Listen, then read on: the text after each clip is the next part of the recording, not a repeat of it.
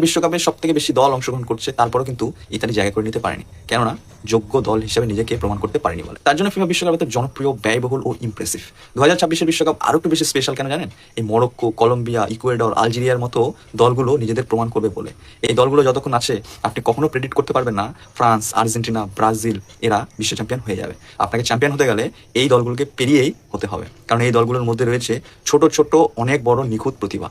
কালকের ম্যাচটাই দেখুন, আইয়ুবদের মতো প্রতিভা এই বিশ্বকাপটাকে কতটা শক্তিশালী করছে।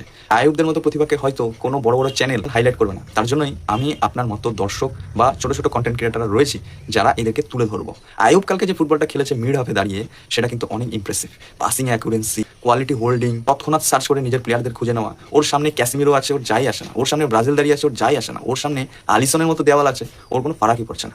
বয়স মাত্র 18। তার মানে ভাবুন কতটা ইমপ্রেসিভ ও ট্যালেন্টেড হলে 18 বছর বয়সে দাঁড়িয়ে এরকম লেভেলের চিন্তাভাবনা নিয়ে ফুটবল খেলা যায়।